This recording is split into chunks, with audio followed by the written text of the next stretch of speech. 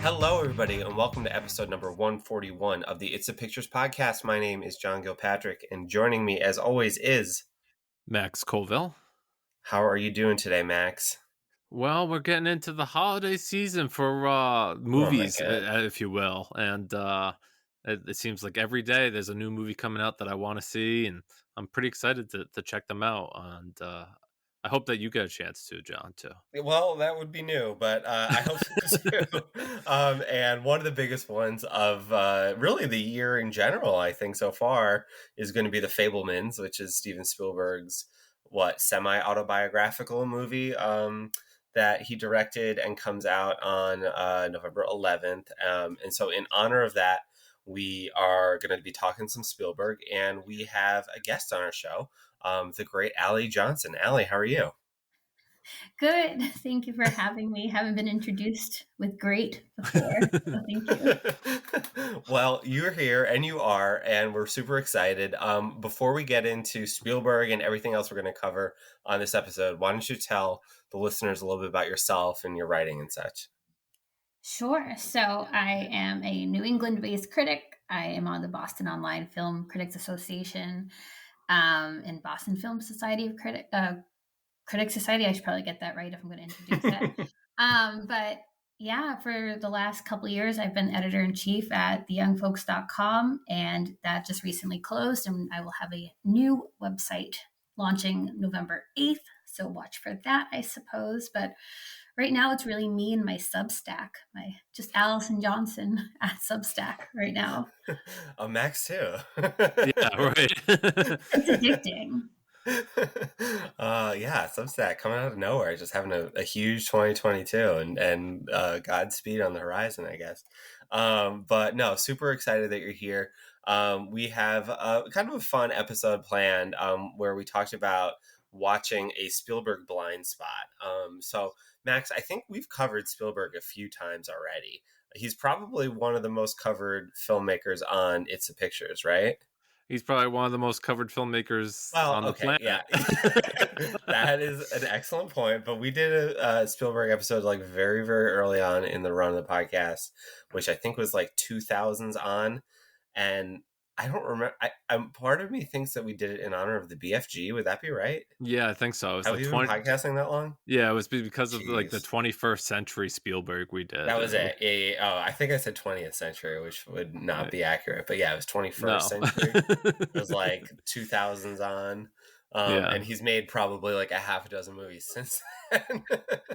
I would assume all of which we've talked about in some capacity or not. But nevertheless, The Fabelmans is the new big one. We've all watched a Spielberg movie that we consider a blind spot, and I'll explain what that means in a little bit. But we're going to talk about those. I'm super excited about that. We'll do, as always, what we've been watching to close. But first, some news. It seems like there's a decent amount, maybe appropriate for this time of year. I'm going to drop one on you that is not on the agenda, but I really am curious about both of your thoughts on this. And well, curious if you saw it, but that the Russo brothers are going to be producing the live action version of Hercules, the Disney animated movie. Did you see this? Yes. And that they said they want to make it like basically resemble a TikTok. Yeah. I had like just a total like nervous breakdown when I've not heard this. So okay, so this is the thing. So Allie, so you saw this. What were your thoughts when you saw this news? That I regretted ever saying anything nice about their filmmaking in the past. Like if I have some part in a small way led them to thinking that they can and should make films like it's a TikTok, then I should stop writing. Yeah, I think I was embarrassed reading the headline for everybody involved. And I just think they should stay away from filmmaking for the foreseeable future. Yeah, I mean, you could say that based off of like the post-Avengers Endgame output, but I think that quote was just so damning on so many levels to so many people, and I found it just like extremely dispiriting. As somebody who like, not to get too like bleak or weird or dark, but like has like found just a lot of like joylessness in like following film really, really closely over the last year. And I'm hoping that like the fall kind of breaks me out of that rut, but it's been like kind of rough and just like uninspired. And that was like the sort of icing on the cake. Like all the things that I sort of see happening, that was like a distillation of them. And it's also such an advancement of like I didn't think we were there yet. I thought we were going there, and I thought we were still like 3 years away before somebody was going to say something so stupid like that, but we're here already. And I'm just like flipping out over it. Max, you said you didn't see the news, but it's there. And I'm curious your take on it without any context. Allie and I. Well, it's funny because you say TikTok, and like, yeah, I go on TikTok myself and watch videos, but like, what would this even be, right? Because like you thought of like something like Quibi, and that failed, like came out and failed during the pandemic, and yeah, R.I.P. 2021 to 2021, and like certainly it's not like the length of the movie is going to be that way because yeah, it's a Hercules movie. Like maybe they're gonna have like lots of fourth wall breaking. Like you could see like them reaching for something like that. And the weird part is that like I see what you're saying, but like that they talked about how like they wanted to like radically reinterpret Hercules, and I'm like, Hercules is already a great freaking movie, and B, like already does all that stuff. Like it already is kind of a little subversive in its format, and like has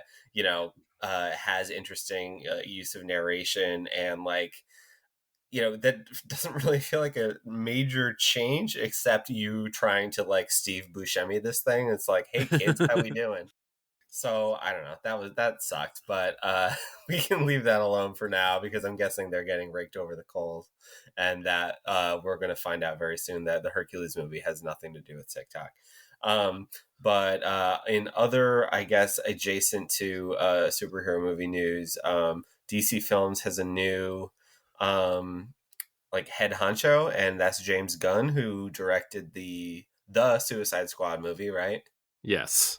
And so what's the overarching like points here?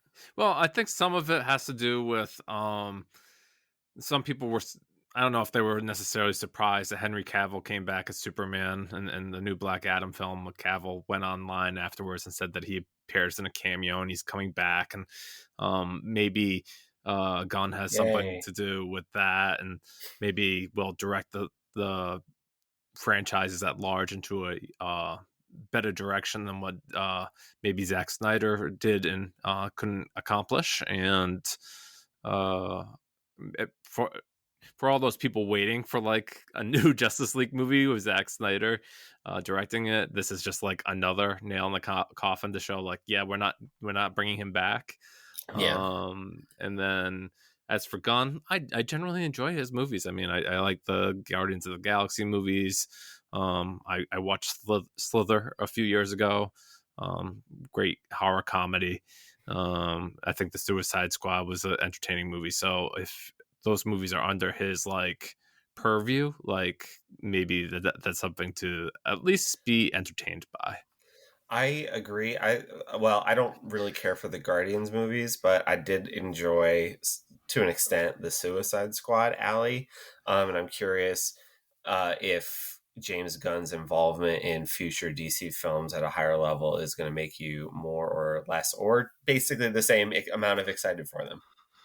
I think I'm kind of tapped out on the superhero genre at this point, that it doesn't really matter who's involved. Yeah. There's like a few people or a few films or TV shows coming out. Like I'm probably going to check out season 2 of Loki because it has Doctor Who energy, which I love. But otherwise, I really didn't like Suicide Squad by James Gunn. I did like Peacemaker. But also I don't know. There's like a smugness that's been going on with some of his filmmaking lately. And I feel like superhero movies need to embrace more of a sincerity than they have been.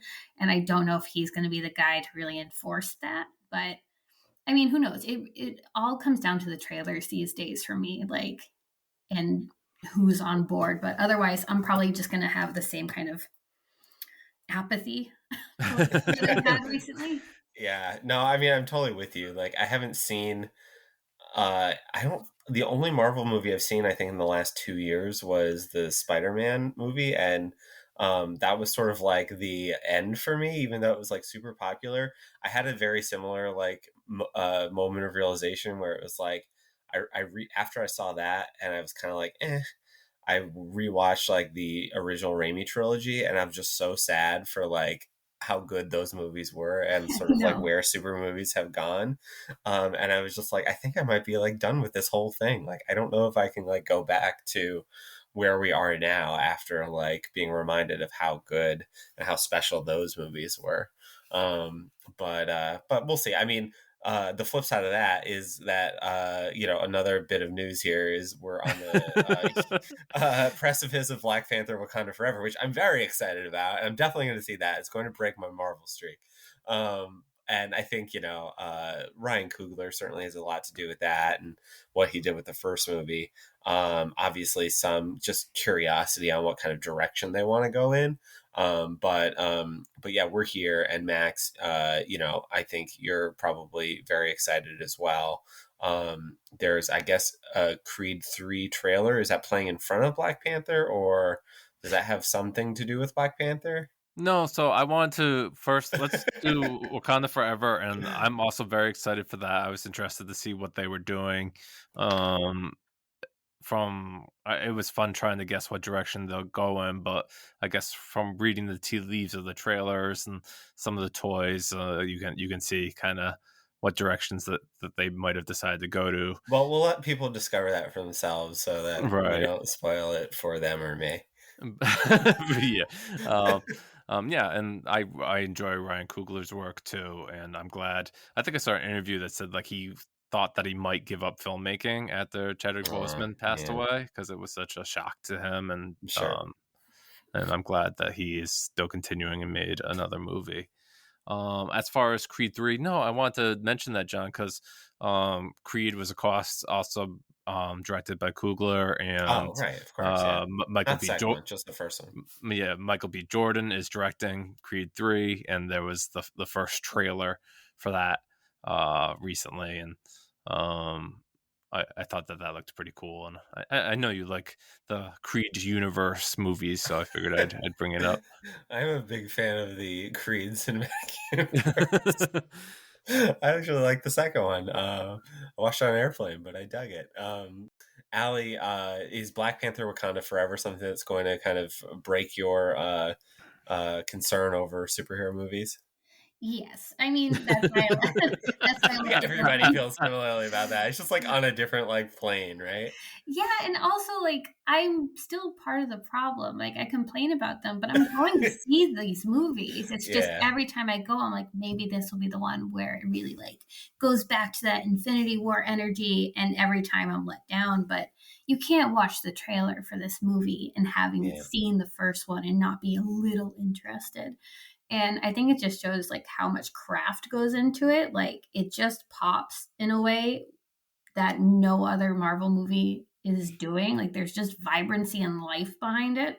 Yeah. And probably that is largely attributed to Ryan Coogler, who, yeah, I think is fantastic. So I'm definitely going to see this one.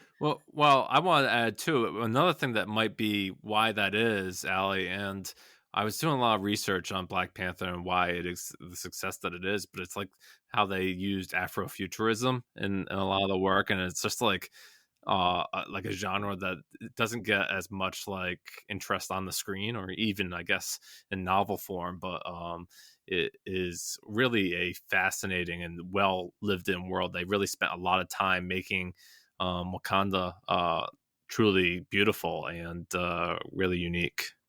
Yeah, I mean, I think the costume designer is Ruth Carter, and I think she was on the first one too, and I think you can see it there as well, the influences. And just a note for Afrofuturism, I believe there's a really cool curated list on the Criterion channel right now, which I've dug through a bit, and it does definitely inform how you kind of look at these movies. That's really interesting. I will have to check that out. And speaking of Criterion, We just like the transitions here were sensational. Like, thank you both. The November and I guess biannual half off sale at Barnes and Noble is going to start on, I believe, November 4th.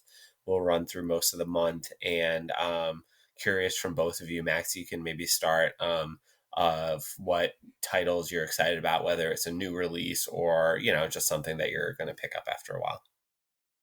Yeah, so amazingly, or maybe not so amazingly, because Criterion normally stacks in November. I'm interested in most of the November slate, including like the Infernal Affairs trilogy, Wall-E in 4K, a lot of special features. Then you have stuff like, I don't know, from Malcolm October X. that I wanted to see, like Cure. Allie, first of all, are you a big? I know you mentioned the Criterion Channel. Are you a physical media collector also? And then, is there anything from November you're excited about? Yes, yeah, no, we're my husband and I both are big Criterion collectors at this point, especially for physical media. We kind of tend to like pick away at it over the years to slowly get a decent collection on our side. I don't know if there's anything in the November release that I'm super excited about, but after watching some new films to me this past month, I'm excited about trying to own them physically, like Kuroneko. But I don't know if there's any of the original. Like, I'm not rushing out to see Wall-E on Criterion for what, because I'm a grouch. But it has like 8 new featurettes, Allie. I just saw Wall-E for the first time in 2020, and I just feel like Pixar can promote their own films on their own, and Criterion should support animated films that are from around the world and harder to see. But again, that's me being a grouch unnecessarily. I don't think it's a grouch. I mean, it's a point I think that is totally valid. I think that like there was some, I don't know if I want to classify any online discussion as healthy, but some like fair back and forth that I had seen on the subject of exactly that. And then on the flip side, sort of like, well, if this is a way to introduce a relationship with Disney, which owns so much of the Fox catalog, like this could open up doors that like, a lot of movies that everybody thought were, or feared were going to be super unavailable, maybe it can become available again. I'm not rushing out to pick up Wall-E. I love Wall-E. It's one of my favorite Pixar movies. I don't have a 4K player. I have a DVD already of Wall-E, so it's like maybe I'll upgrade that in the future. But for now, I think I'm okay. Of the November releases, I think, the one that I'd be most interested in is Malcolm X, just because I think I love Spike Lee. I love that movie. It's just phenomenal. And I'm sure they'll put a great package together for that. But yeah, for me, it's going to be pretty light. Power of the Dog, I love as well. But, for me right now, it's on Netflix. Like if I want to check that out, I'll check it out. And I'm sure they're going to transfer it exceptionally. But as I dwindled down my collection a little bit, as Max knows, that I'm trying not to add more than I'm shipping away. So cool. So that's some stuff that's in the news, and I think we can take a moment and jump over now to our Spielberg blind spots.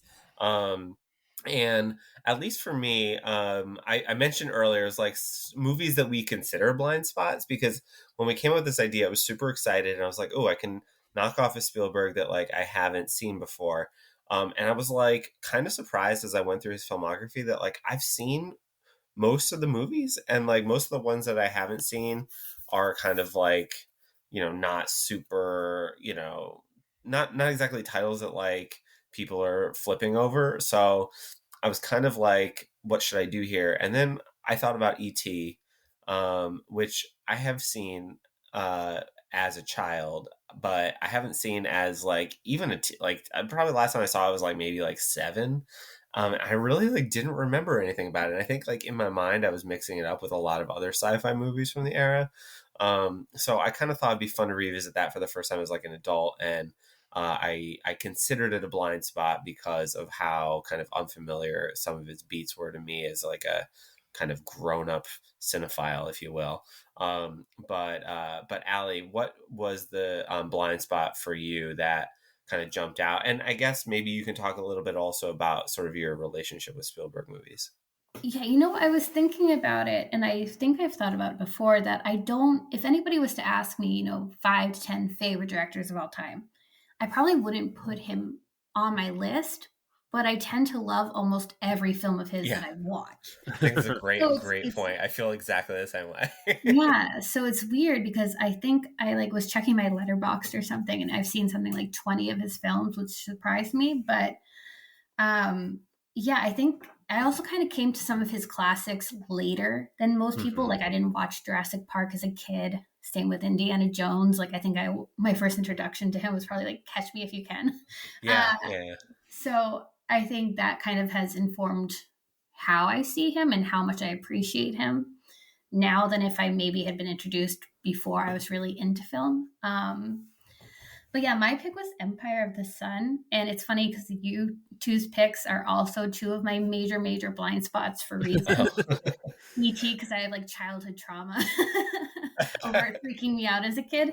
But Empire of the Sun, I've always wanted to see just based on a couple of images, like the one of him walking through the field and the sparks from the plane. I was curious to see Christian Bale in a performance because I feel like I've seen so many stages of his career up until this point, aside from that. But yeah, no, Empire of the Sun was definitely the one I was looking forward to checking out, and I just had really dug my heels in. It was always like, oh, I have so many other things I should be watching instead. This is 2.5 hours. I don't know when I can find that. But I enjoyed it. I don't think it's one of my favorites of his of all time, but again, it's just like, how do you not enjoy one of his films unless it's Ready Player One? Well, Max, so speaking of great transitions, now I'm not going to put you on the spot on that one, but for you, your Spielberg sort of relationship and the movie that you chose for this as a blind spot. Yeah, it's funny. Allie would say like she didn't watch Jurassic Park as a kid, where I remember vividly my father taking me to the theater to see Jurassic Park when I was like 6 years old and being terrified. That was also jarring for sure. Yeah, but yeah, for a long time for me, I didn't watch. I guess the last 5 years I watched the Indiana Jones number 2 and 3, Temple of Doom and Last Crusade, because I always felt like maybe Raiders could stand on its own, didn't need to see those. So it took me a while to get to those sequels. But I've enjoyed many of his films. I was looking through his list here, like he's done over 30. And I think the most recent one that I haven't seen from beginning to end is The Adventures of Tintin. I've seen like bits and pieces and didn't make it all the way through, but I have other movies on here like Amistad and Always. Empire of the Sun is also one that I have not seen.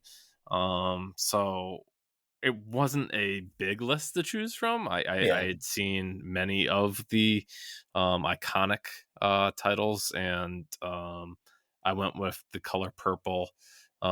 Just it was the introduction of Whoopi Goldberg and had Oprah Winfrey in the cast and Donald Glover, and wanted to see what that was all about. And I'm looking forward to getting more into it shortly.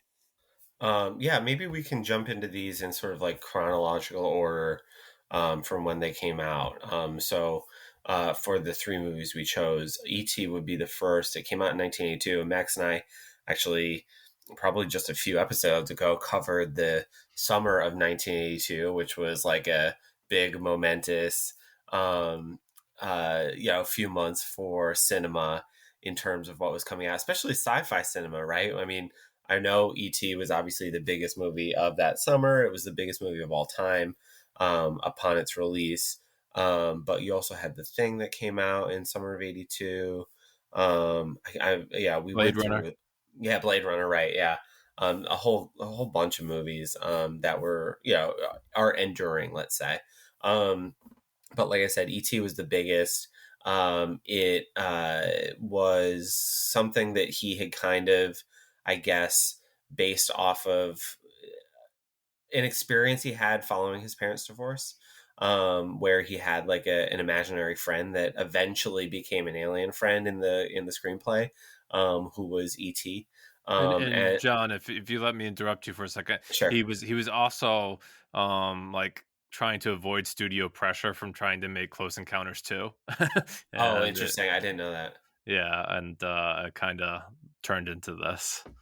Yeah, okay. Yeah, that's kind of funny, but also not surprising perhaps. But yeah, like I said, I seen this movie as a kid. Like, I guess I had fond memories of it, but it's not like something that was like, so beloved to me. It was kind of, like I said, kind of forgotten. But I really enjoyed watching it a lot. I really did. I think it scared me as a kid. I think, and maybe Allie, you said you possibly had a similar experience, but I remember being kind of scared of this movie, and I definitely, like, watching it now, I'm like, oh, this is kind of scary, for a kid, especially if you're a kid. But it's also, like, really amazing. It has one of, I think, the best just scores ever from John Williams, Spielberg movie or not. I just found, like, so much of it really endearing, and it's about this extraterrestrial who we eventually, is named E.T. by our human characters. And he gets left behind by his fellow alien botanists, which I thought was funny. I did not remember that they were like a plant studying species. And he gets found by a young boy named Elliot. They have this sort of like cosmic psychic almost connection between the two of them, that they can understand each other's feelings. Like, they have the same sort of experiences. One of them is starting to feel ill. The other one is too. The government is sort of on the heels of trying to find this ET, and deal with it, I guess.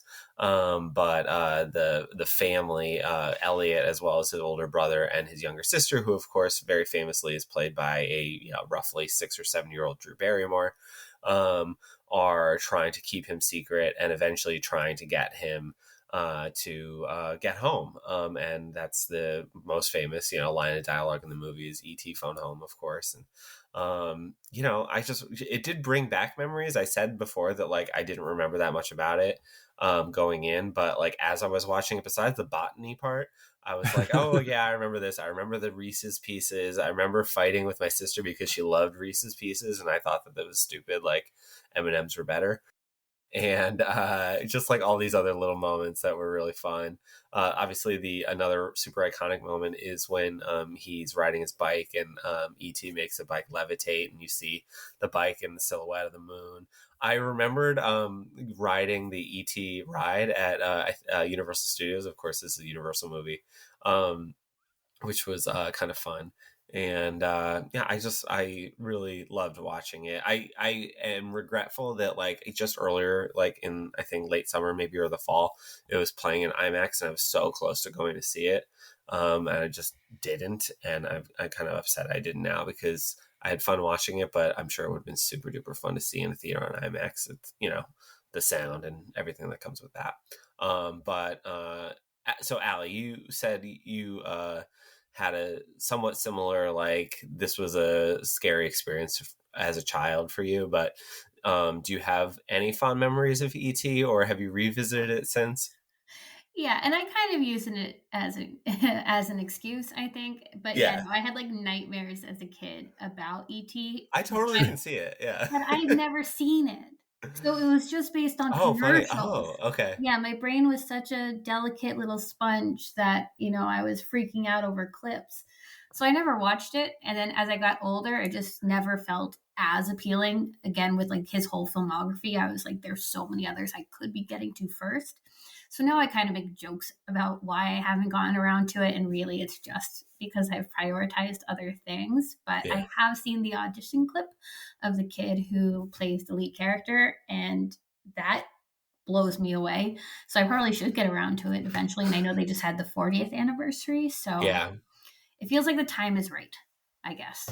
Yeah, I can't recommend it highly enough. It felt right, yeah, for me. Watch, I was just like, yes, I'm glad I finally got this, like, bugaboo off my back. Max, you already mentioned Close Encounters, and for me, that was not just my biggest Spielberg blind spot, but like maybe my biggest blind spot in general for movies for the longest time. And I finally watched that, I think about a year ago, probably. And I was happy to do that. And it felt like, even though E.T. is not a proper blind spot, I don't know how people classify that. It's like if you watched it as a kid and you don't remember anything about it, is it a blind spot? But I have this like now in my adult memory bank, and I feel good about that. Yeah, John, I've been doing a lot of writing on ET this year due to its anniversary. Yeah, right. I remember. Yeah, I did one for Pace Magazine, and just on the newsletter, I did a discussion on the new re-release of ET. Universal sent a copy over, and it's pretty identical to their last 4K release, except that they have two new features. One of them has like a few directors and writer Ernest Cline of Ready Player One, talking about their love for ET and what it meant to them as a child. I think one of the other ones is like Chris Columbus, the director, Leonard Maltin, and then J.J. Abrams. Yeah, that was the four. Okay. And then there's also a interview with Spielberg during the TCM Film Festival when they were going to celebrate the 40th anniversary earlier this year. And I thought that was pretty informative piece. It talked a lot about Spielberg approaching the project, how he contacted the screenwriter of Black Stallion to help write the script for E.T. And you can see some of that like love for animals and bonds between children and animals in the script of E.T. You can also, you mentioned Reese's Pieces earlier. A bit of trivia about the movie is that like they approached M&M's and they were like, "No, we don't want it to be in the movie." And I can't imagine a bigger like mistake. Well, I would say a bigger mistake was that he originally pitched the movie to Columbia Pictures, and they said they didn't see much commercial potential. Oh, yeah. And then what was also funny, John, since you were watching it, the kids are playing D&D at the beginning, and that was also a thing. Like they didn't like, I guess like I don't think Wizards of the Coast owned it at the time. I think someone else did, and they were like, no, you can't call it D&D in the movie. And it's very obvious that they're playing D&D, but it was very obvious. But it was pretty also obvious that they didn't say it. Yes, it's kind of funny. I'm not surprised to hear that, but. But I think the last like 20 minutes of ET is just phenomenal, and I think a lot of that has to do with John Williams' score as well. And it's just absolutely wonderful movie. I avoided it for a long time due to the design of ET as well. My brother had like a stuffed animal of ET, and like I avoided it and didn't watch the movie. But eventually I got to it, and I think the movie is just absolutely a masterpiece now. And Allie, I would suggest you do give it a watch. I definitely will. It's just always about when, isn't it? But then I watch it and I'm both sad that I hadn't seen something up until a point, but I'm also excited to get to watch something for the first time that maybe I'm going to adore. But with the Fabelmans coming out, I feel like every time he has a film coming out, I try to pick away at a couple of the ones that have kind of fallen behind, like Close Encounters a couple of years ago. I also finally watched. So so good. If we have Gen Z listeners, if you enjoy Stranger Things, it curbs a lot from ET. Yeah, are you classifying Stranger Things as Gen Z? Yeah, more than millennial. I mean, it's. I mean, like I see like people going crazy over Millie Bobby Brown, and I'm like, she's like 18 12. Years younger than me. Max no, okay. Learns all this on TikTok. Yes. Okay, cool. So that's E.T. I think next up here in chronological order then would be The Color Purple, which came out 3 years after E.T. And Max, why don't you talk a little bit about that movie? Yeah, so this is a really fascinating movie in Spielberg's filmography, in my opinion, because it just doesn't. It seems kind of weird. I mean, to have a white Jewish man directing a movie with a predominantly black cast, and doesn't seem is right. And I did some research afterwards, and it was apparently because one of the executive producers, Quincy Jones, the musician, was part of putting the project together, and he was insistent that Spielberg take on this project and direct the film. And it definitely falls into like one of the weird pieces of a very lengthy filmography for Spielberg. But for people who don't really know the story, and I didn't going into it, which is unfortunate because I ended up picking a pretty bleak movie, a 2.5 hour bleak movie.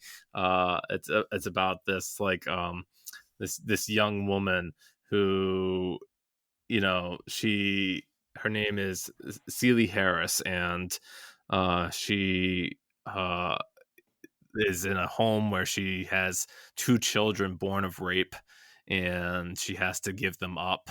And then like a guy from town like is like, oh, I need a wife, and her father just instantly like sells her off to the guy, and he's very abusive to her too. And that guy is played by Danny Glover, and he's just like a totally abusive throughout the whole movie.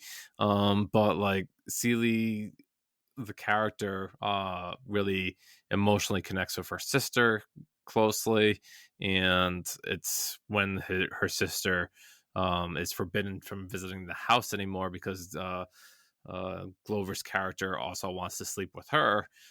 The movie kind of breaks apart and transitions. We get a flash forward where a young Whoopi Goldberg. This movie has a title card that says "Introducing Whoopi Goldberg." She takes over the lead role here, and Celie is very quiet and reserved, understandably after the abuse that she's faced, and a lot of her dialogue is delivered via like voiceover, whereas like she is just like kind of emoting a lot of it.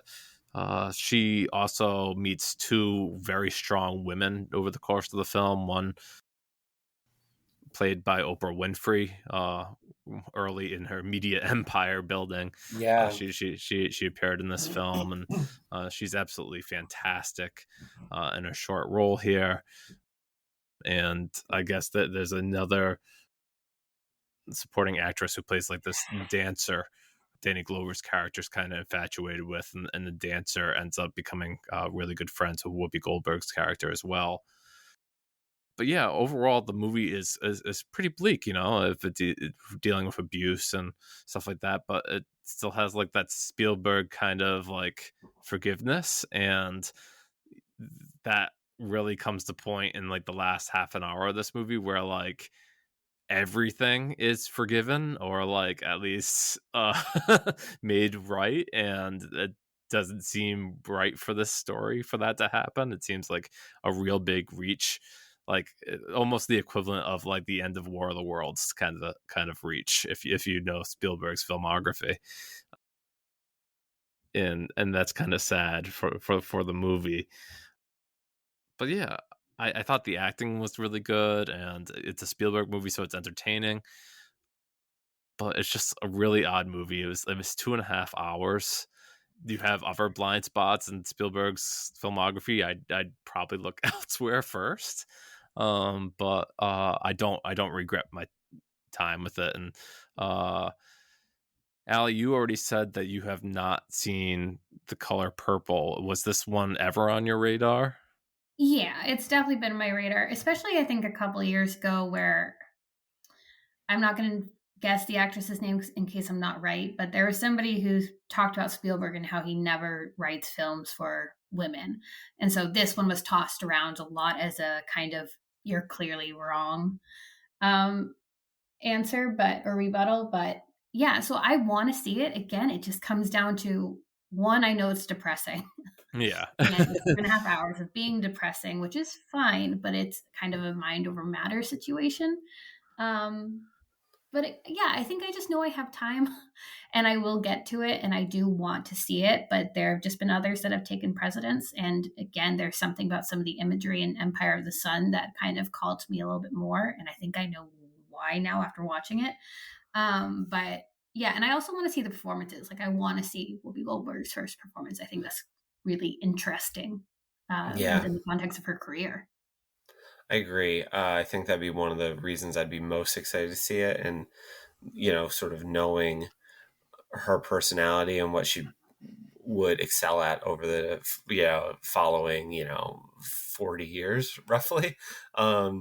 It's interesting that like she broke out in a movie that sounds like it's pretty bleak, but for me it was I haven't seen this movie either, and it's I think a lot of the like things that you've already said, both of you, that it's a tough one to kind of sign up for unless you're like you've got like a project you're working on that would encourage you to watch this, like I'm covering the Spielberg blind spots or Spielberg in the 80s or Oprah movies or something like that, or it's like, well, I should watch The Color Purple now. I also think in my head, like I know it was kind of famous at the time and later on, I guess, to an extent, for being like one of the most nominated movies at the Oscars ever without winning a single award. Yeah, it says that on the wiki page. It has like 11 nominations. Yeah, it's up, like American Hustle is up there too, and I think The Irishman, sadly enough. Yeah, in my head for like a long time, I think I thought that it was that because it's like, well, it got nominated, it wasn't really worthy. Like it was just like, hey, we got to give Spielberg movie the nominations and stuff. And I'm guessing, Max, that you would argue that that's like, probably unfair, but I think that was a conclusion I'd come to, obviously blindly, in my head for a period of time. Yeah, no, but I think that that idea is kind of deserved, John. If I know that people really, I think that people have mixed thoughts on like a movie like War Horse, right? And that one was very highly like nominated by the Academy, and it was wild. War Horse. I watched that recently. I don't even remember why. But yeah, I guess anything else you want to add on The Color Purple? Yeah, I don't know. I think that like I said, it's worth a watch.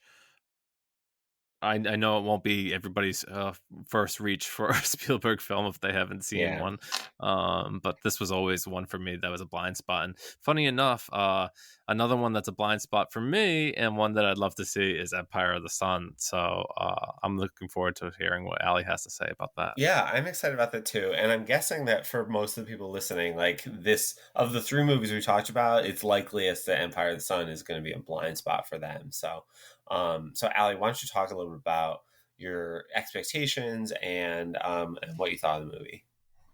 Yeah, and quickly, just so I don't know if I should set it up or not. It's funny because it does take a very serious subject matter, but clearly like alleviate it from the subject matter by centering it on a young kid who kind of sees the world more optimistically. But it's set on a like young boy played by Christian Bale, who is living with his family in Shanghai during World War II when the Japanese invade, and he gets sent to an internment camp.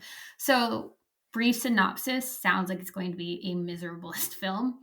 And it's really not. And I can't tell the whole time if I think that's a good or bad thing. I feel like they probably could have leaned into the bleaker elements a little bit more, but maybe that would have taken away from some of the magic of it.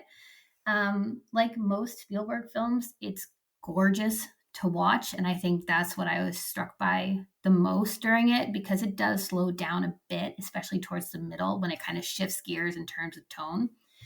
But there's a scene where he's walking up on a field, Christian Bale's character, and he sees an army down below, which we hadn't been privy to before, or like a bird's eye view of a crowd of people kind of in mayhem trying to escape intruders. And so there's just so many visually arresting elements to it. But what kind of both embarrassed me to realize why I think I was drawn to this film, but also I'm going to have to look it up later to see if I'm correct. It reminds me of The Wind Rises by Hayao Miyazaki.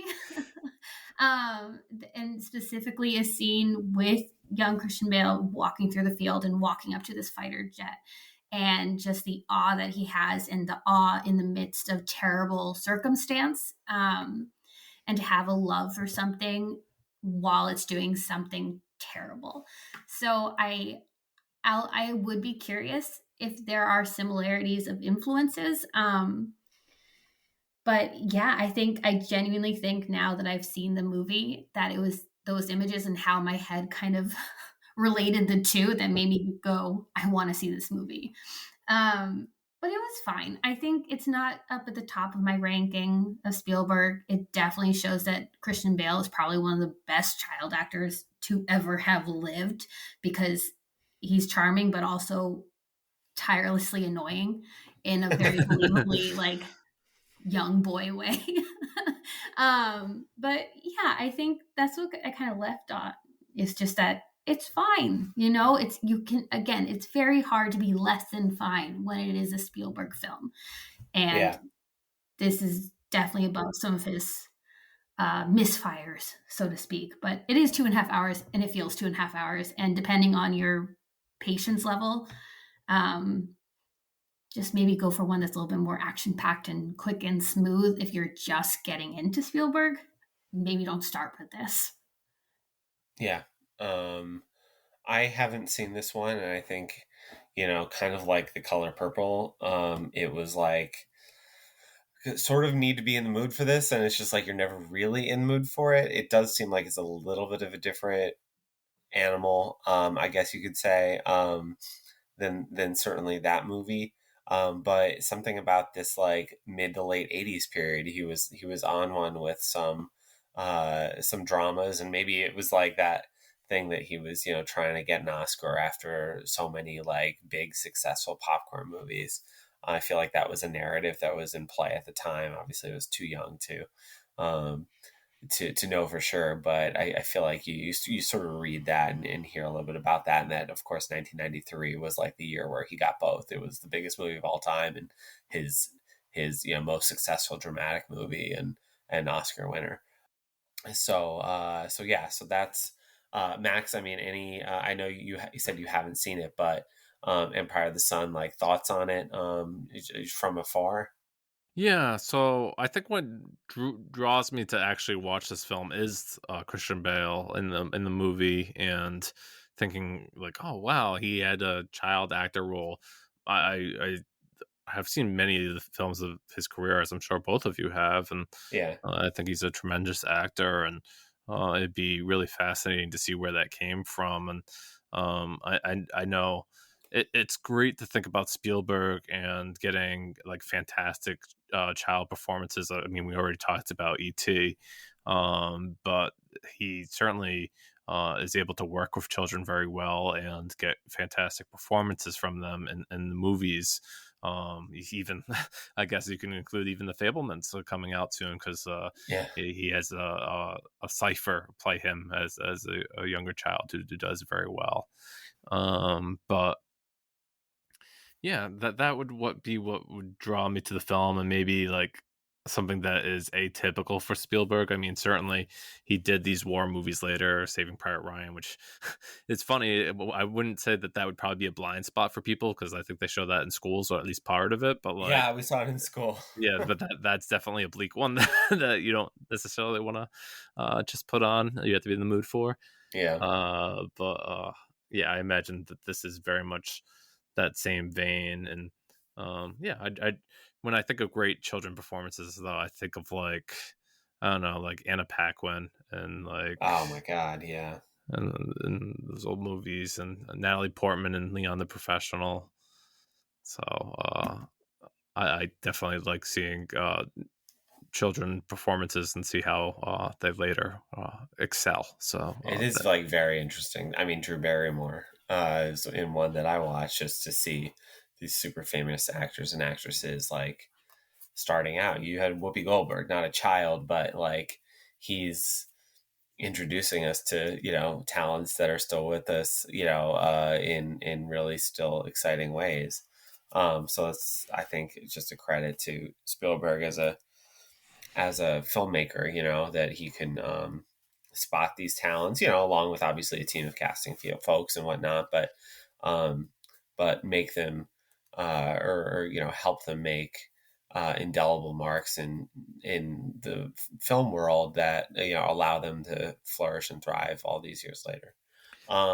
So John, do we want to throw Allie a curveball and ask her if there was one Spielberg film that you want people to like recommend and check out, even if like, assuming that people who listen to this podcast have seen like most of them, what would it be?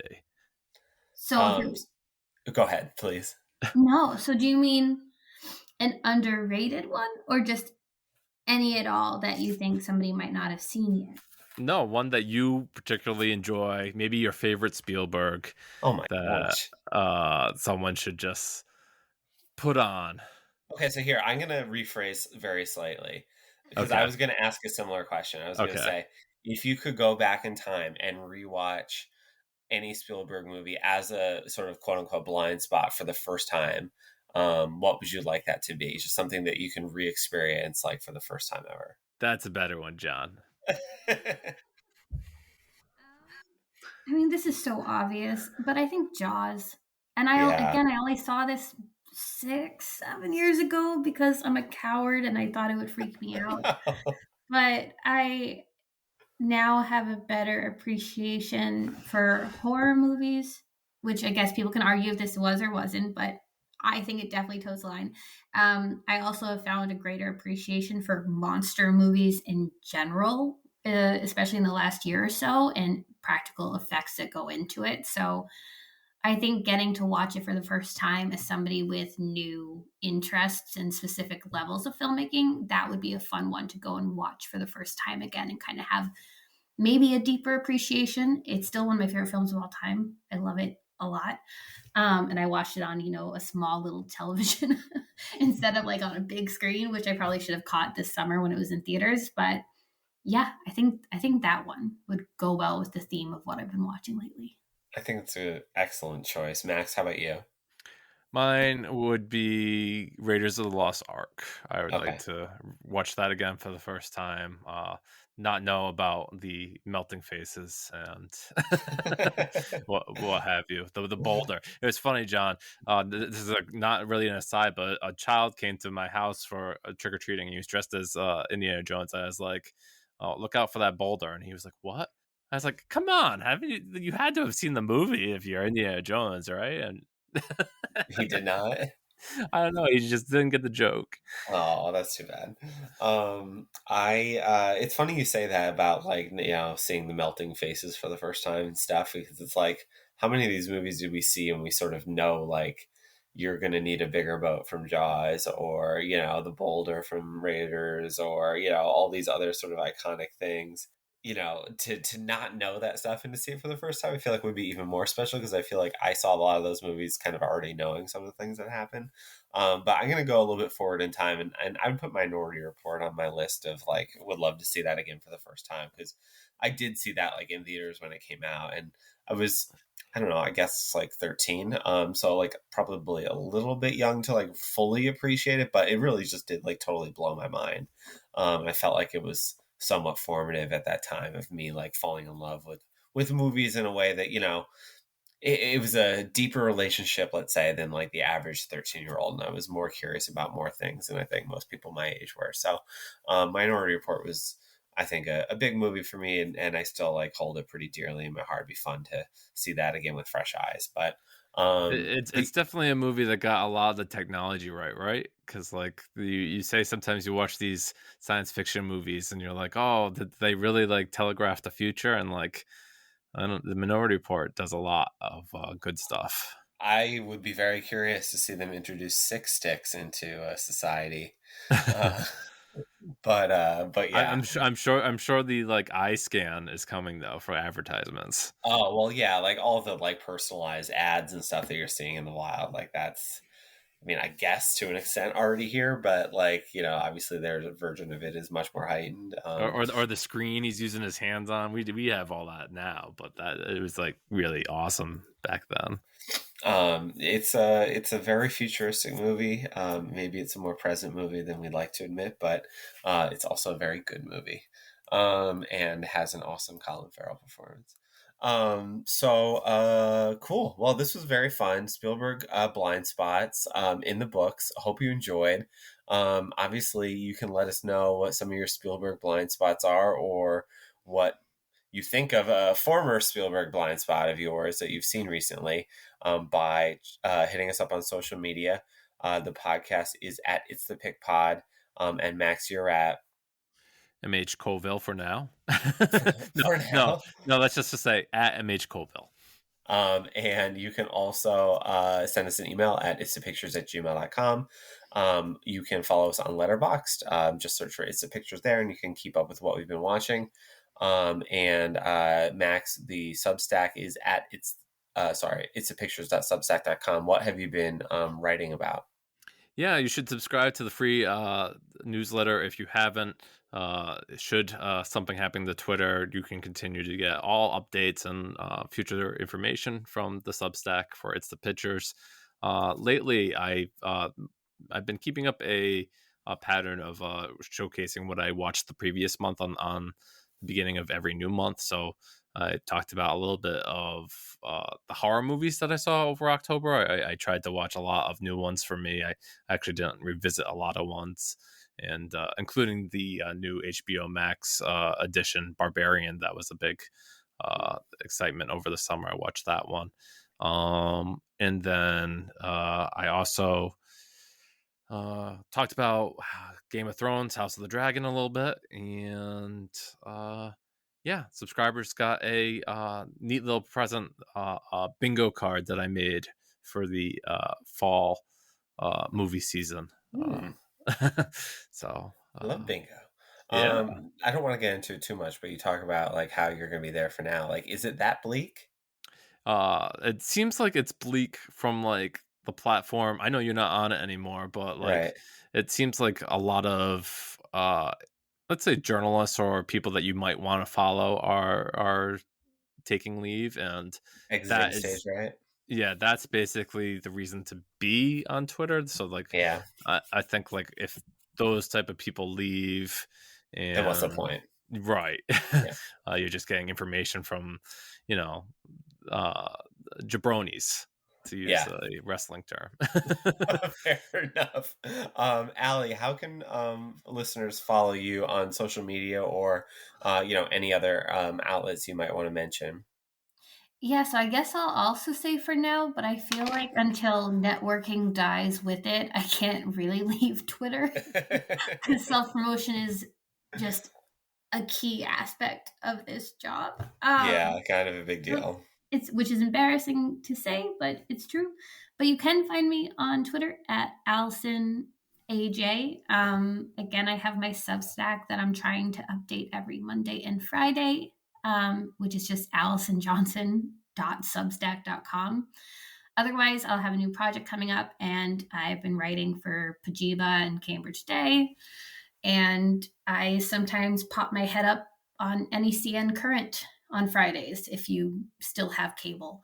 So yeah, I'm kind of all over the place right now in little ways.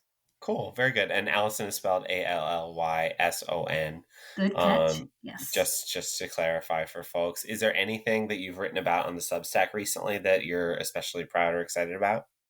I've been doing I don't want to call it it's a column, I guess, music and movies, because cool. Yeah, and it's something I've talked about a lot just amongst my friends and family members, of just aspects of film that I love a lot. And now I'm getting to kind of highlight, the very specific moments in movies that kind of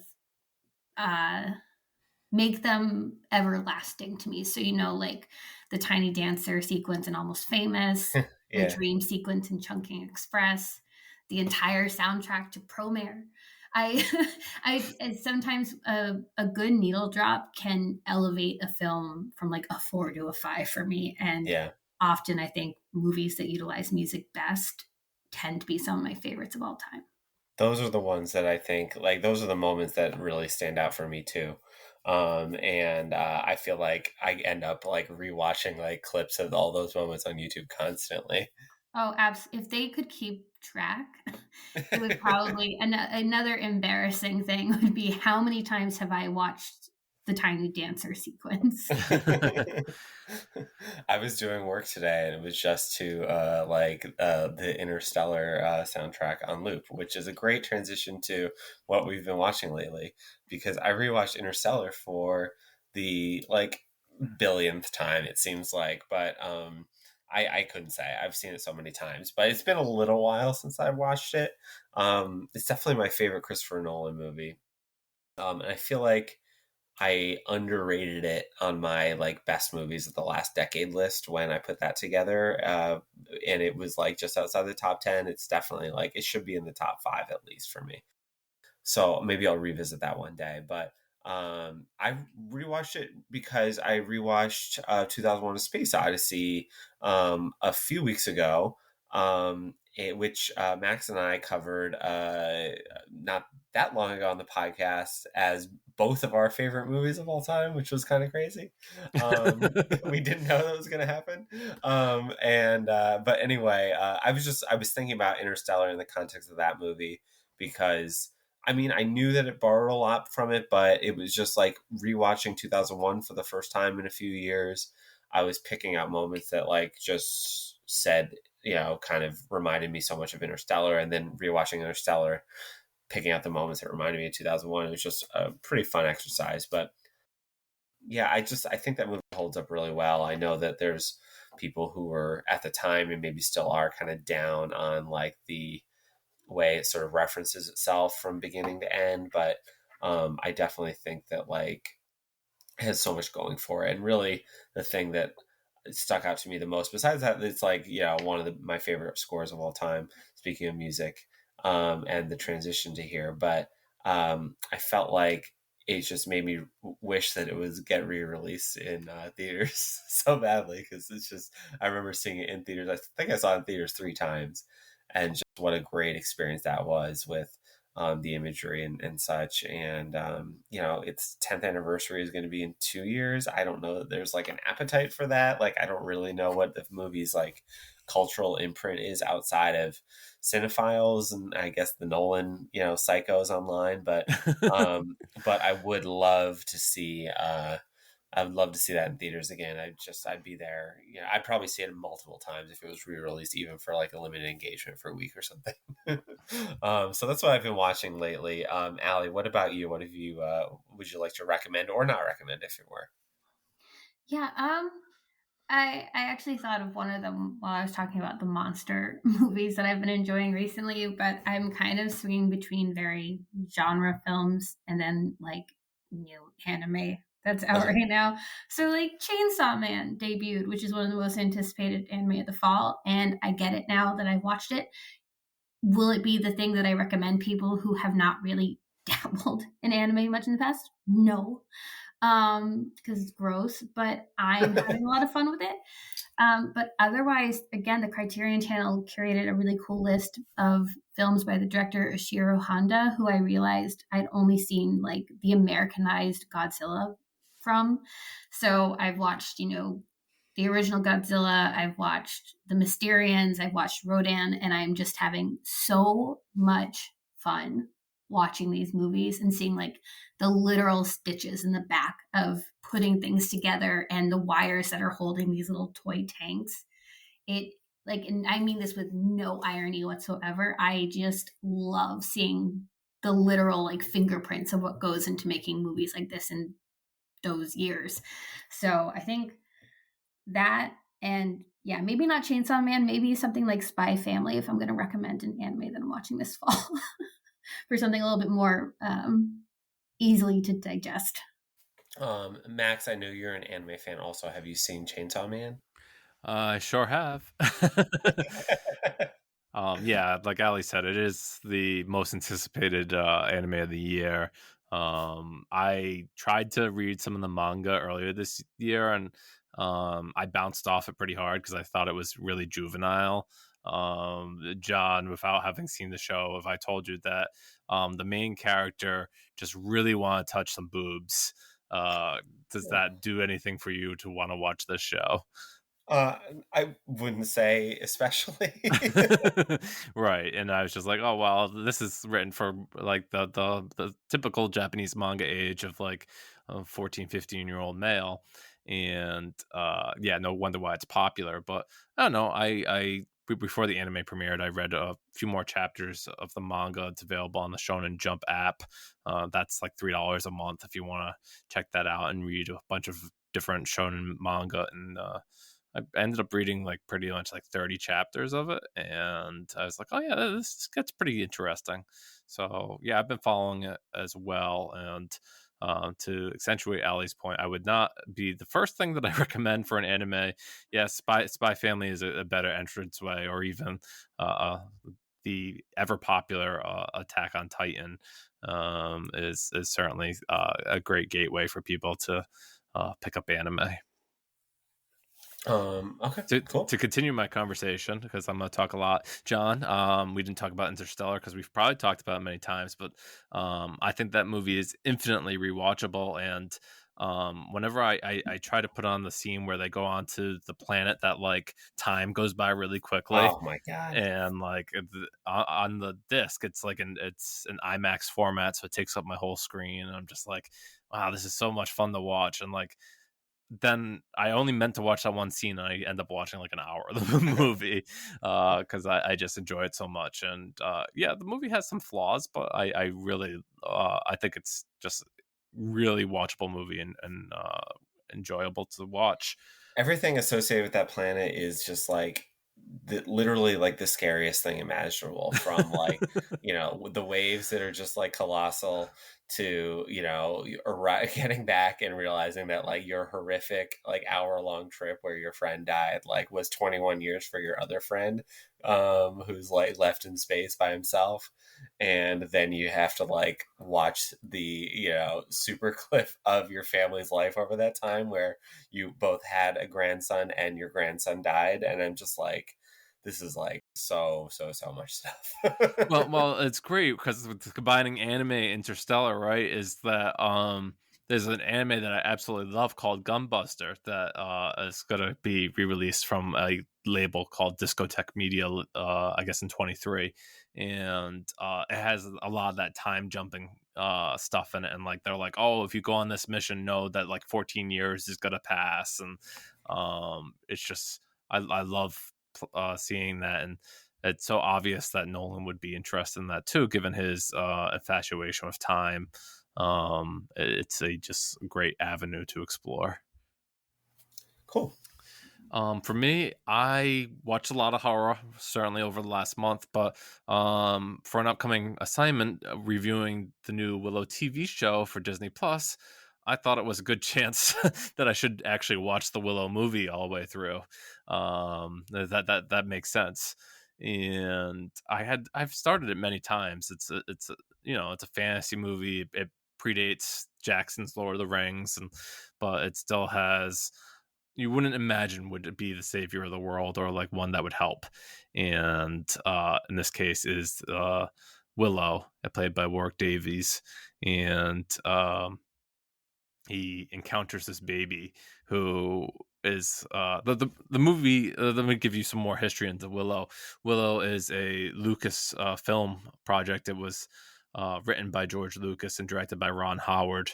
It was like this really, I guess, fascinating fantasy film, created its own world and stuff, and predates the movie versions of Lord of the Rings, even though it seems like it curbs a lot from Lord of the Rings. Okay, back to the movie.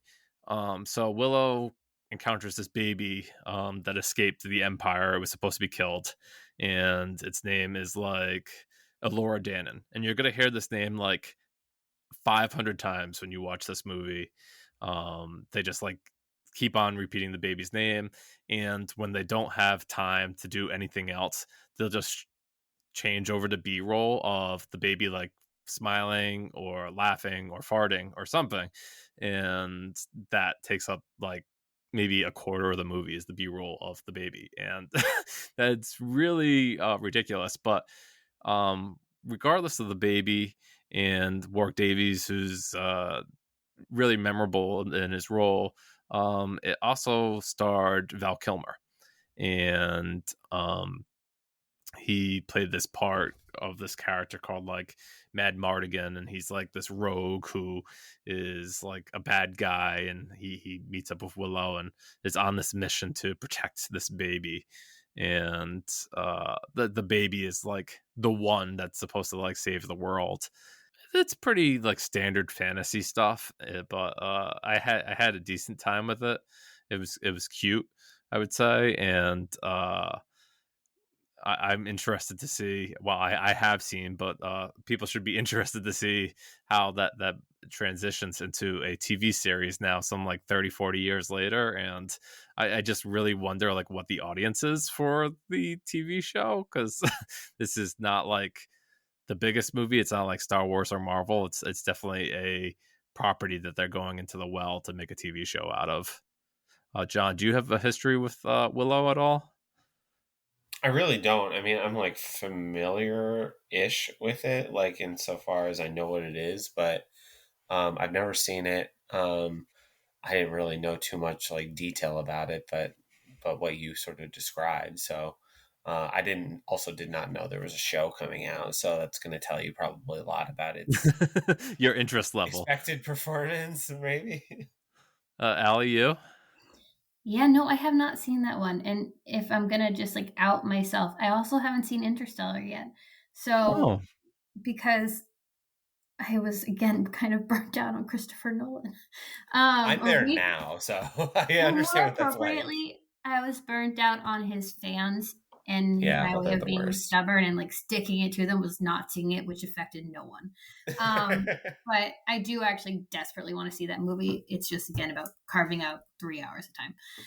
For Willow, I probably will take a look at it just because it feels like one of those blind spots that is kind of more easy to rectify. And especially if it does have a level of like practical effects, like you saying that it seems like it should come after Lord of the Rings. Like those are buzzwords that kind of capture my interest. So I might check it out, but it's not one that I'm like rushing to see. Same with the series. I probably just won't watch the series in all honesty. I don't know if I have much interest in it. There's so much content. So much content. Yeah, like I thought I was definitely gonna watch, be there every day for the Lord of the Rings TV show, and I still have like 7 episodes to watch or something. I was like, I guess I went with Game of Thrones, but I think people picked one or the other. I didn't watch either House of of them. Dragon, but I watched Rings of Power. Yeah. So last week last episode we recorded, Ali, I asked John which of the 2 fantasy TV shows he was watching, and he's like, I don't do fantasy football that much anymore. Oh yeah. I forgot what you were talking. I didn't know what you were talking about. Clear indicator. Yes, of how tuned in he was on the 2 fantasy shows. I did also say that I would probably watch the Rings of Power before I watched the House of the Dragon, though. Okay. Not that I've watched either, but I just keep saying I'm waiting for Wheel of Time to come back, and that really throws people for a curve. Oh yeah, I mean, Willow is like, I guess, Disney's fantasy series. To throw that hat into the ring. All right. And if you don't consider Star Wars to be fantasy, I know some people think like space wizards, and like sometimes they say it's a fantasy. Not fantasy. Well, they say it's fantasy, and like other people will say it's science fiction. There's always like this big argument of like whether or not Star Wars is science fiction or fantasy. That sounds like an exhausting argument. It sounds like one for people who have a lot of time. Well, I think that is going to just about wrap things up. Allie, thank you so much for joining. This was a delight. You were great, as I predicted at the beginning of the episode. Thank you for having me. Thank you for ending on a note where I insult Star Wars fans. That one could possibly go wrong. But no, seriously, thank you so much. And Max, as always, thank you. And thank you for listening. And we'll talk to you again soon. Bye.